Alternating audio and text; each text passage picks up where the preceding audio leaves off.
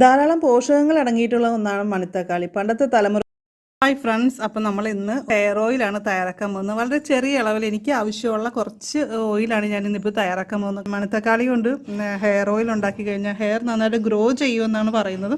അപ്പോൾ എന്തായാലും നമുക്ക് ഇത് ഓയിൽ തയ്യാറാക്കാനായിട്ട് ആവശ്യമുള്ള ഇൻഗ്രീഡിയൻസ് ഞാൻ ഏകദേശം ഒരു പിടിയോളം മണിത്തക്കാളി എടുത്തിട്ടുണ്ട്. ചെറിയൊരു പിടിയാണ് എടുത്തിരിക്കുന്നത്.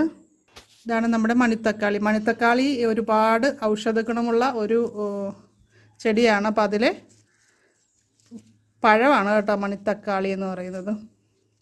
പിന്നെ ഞാൻ കുറച്ച് ചെമ്പരത്തി പൂ എടുത്തിട്ടുണ്ട്. ചുവന്ന ചെമ്പരത്തി ഒരു 5 എടുത്തിട്ടുണ്ട്, 5-6 എടുത്തിട്ടുണ്ട് കേട്ടോ.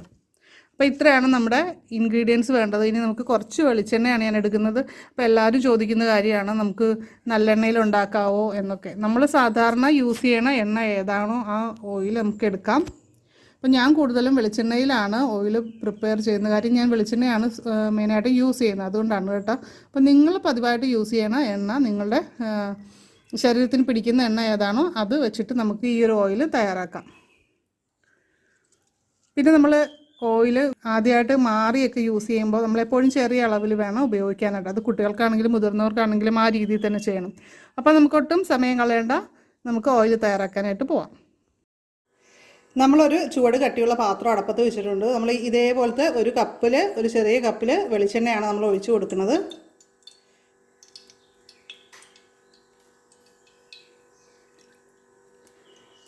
നമ്മൾ ഇത്രയും മണിത്തക്കാളിയാണ് എടുത്തിരിക്കുന്നത്. അപ്പോൾ ഈ മണിത്തക്കാളി ജസ്റ്റ് ഇങ്ങനെ നെക്കിയിട്ടിട്ട് കൊടുക്കുന്നതായിരിക്കും നല്ലത്. ഈ ഒരു രീതിയിലൊന്ന് പൊട്ടിച്ചിട്ട് കൊടുക്കുക.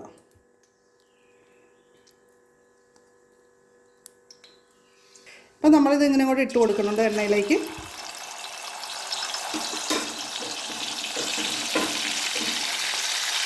അതുപോലെ തന്നെ ഒരു പിടി ചെമ്പരത്തി പൂവ്.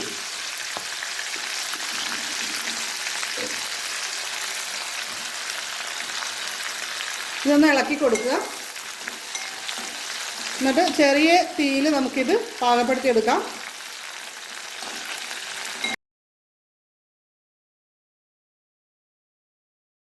ധാരാളം പോഷകങ്ങൾ അടങ്ങിയിട്ടുള്ള ഒന്നാണ് മണിത്തക്കാളി. പണ്ടത്തെ തലമുറയിൽപ്പെട്ടവർ ധാരാളമായിട്ട് ഉപയോഗിച്ചിരുന്നതാണ് മണിത്തക്കാളി.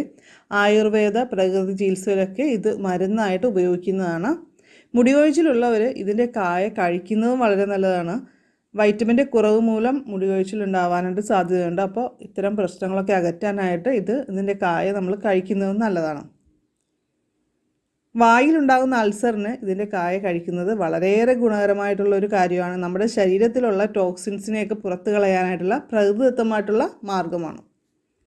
നമ്മൾ ഈ ഒരു ഓയിൽ അടുത്തായിട്ട് എടുത്തിരിക്കുന്നത് നമ്മുടെ ചെമ്പരത്തിയാണ്. എല്ലാവരുടെയും വീട്ടിലുള്ളതാണ്. ഇത് മുടി വളർച്ചയ്ക്ക് സഹായിക്കുന്നൊരു കാര്യമാണ്. താരനെ പ്രിവെൻറ്റ് ചെയ്യും. അതുപോലെ തന്നെ പ്രിമച്വർ ഹെയർ ഗ്രേയിങ്ങിനെ പ്രിവെൻറ്റ് ചെയ്യാനായിട്ട് കഴിവുള്ള ഒന്നാണ്. അപ്പോൾ ഒരുപാട് ഗുണങ്ങളുള്ള ഒരു ഹെർബൽ പ്ലാന്റാണ് ചെമ്പരത്തി. ചെമ്പരത്തി ഇല നമ്മൾ താളിയായിട്ടൊക്കെ കോമൺ ആയിട്ട് ഉപയോഗിക്കുന്നതാണ്.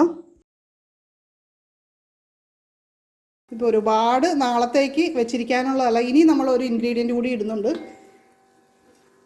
നമ്മളിതിലേക്ക് 8 കുരുമുളക് കൂടി ഇടാൻ എടുത്ത് വെച്ചിട്ടുണ്ട്. കുരുമുളക് നമ്മുടെ ഇത് എണ്ണയിലേക്ക് ആഡ് ചെയ്യുമ്പോൾ നീർക്കെട്ട്, അതുപോലെ തന്നെ നീരിറക്കം പോലുള്ള പ്രശ്നങ്ങളൊക്കെ വരാതിരിക്കാൻ വേണ്ടിയിട്ടാണ് അത് നമ്മൾ ആഡ് ചെയ്യണത്. തുമ്മലൊക്കെ വരുന്ന ആൾക്കാരാണെങ്കിൽ ഈ എണ്ണയൊക്കെ തേച്ച് കഴിഞ്ഞാൽ തുമ്മലൊക്കെ വരുന്നവരാണെങ്കിൽ ഇതുപോലെ കുരുമുളക് ആഡ് ചെയ്യുക. അതുപോലെ തന്നെ കുറച്ച് തുളസി ഇല കൂടി ആഡ് ചെയ്താൽ നല്ലതായിരിക്കും. അപ്പം ഞാനിപ്പോൾ ഇതിൻ്റെ അകത്ത് തുളസി ഇല ആഡ് ചെയ്യുന്നില്ല. ഇപ്പോൾ ഇത് 1-2 ആഴ്ചത്തേക്കുള്ള ഓയിലാണ് ഞാൻ തയ്യാറാക്കുന്നത്.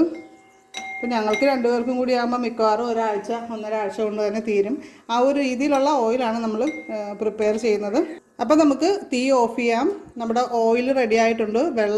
ഇതിലുള്ള വെള്ളമൊക്കെ പറ്റി ഇത് ഇങ്ങനെ നീക്കി വെച്ചിട്ട് നമ്മൾ കുറച്ച് കഴിഞ്ഞിട്ട് അത് കോരി മാറ്റുക. അത് കോരി മാറ്റിയ വേറൊരു പാത്രത്തിലേക്ക് വെച്ചിട്ട് അതും കൂടി നമുക്ക് ഇന്നോ നാളെയൊക്കെ കുളിക്കുന്ന സമയത്ത് സ്കാൽപ്പിലൊക്കെ മസാജ് ചെയ്യാൻ അല്ലെങ്കിൽ മുടിയിലൊക്കെ പുരട്ടാനായിട്ട് നമുക്ക് അത് ഉപയോഗിക്കാം. മറ്റേത് നമുക്ക് സ്റ്റോർ ചെയ്ത് വയ്ക്കാം. അപ്പോൾ ഞാൻ തീ ഓഫ് ചെയ്തു. അപ്പോൾ ഇനി ഇത് നന്നായിട്ട് തണുത്തതിന് ശേഷം ഒരു കുപ്പിയിലേക്ക് ഒഴിച്ച് വെച്ചാൽ മതി. ഈ ഒരു ഓയിൽ നമ്മൾ കുളിക്കുന്നതിന് മുമ്പായിട്ട് ഒരു അരമണിക്കൂർ മുമ്പ് അപ്ലൈ ചെയ്ത് പിടിപ്പിക്കുക. അതിനുശേഷം നമുക്ക് സാധാരണ പോലെ താളി അല്ലെങ്കിൽ ഹെർബൽ ഷാമ്പു ഉപയോഗിച്ചിട്ട് വാഷ് ചെയ്ത് കളയാം. അപ്പോൾ ഒരുപാട് താരൻ്റെ പ്രശ്നങ്ങളുള്ളവർ വീഡിയോയുടെ താഴെ കമൻറ്റ് ചെയ്യുക. അവർക്ക് വേണ്ടിയിട്ട് ഒരു സ്പെഷ്യൽ ഓയിലിൻ്റെ വീഡിയോയുടെ ലിങ്ക് ഞാൻ തരാം. ഒരുപാട് റിസൾട്ട് ഉള്ളതാണ്. ഒരുപാട് പേർക്ക് അത് യൂസ് ചെയ്തിട്ട് താരൻ വളരെ പെട്ടെന്ന് മാറി എന്ന് അഭിപ്രായപ്പെട്ടിട്ടുള്ളതാണ്.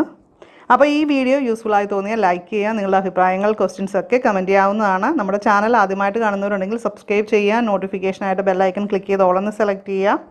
അപ്പോൾ നമുക്ക് മറ്റൊരു വീഡിയോയിൽ വീണ്ടും കാണാം. എല്ലാവർക്കും നല്ലൊരു ദിവസം ആശംസിക്കുന്നു.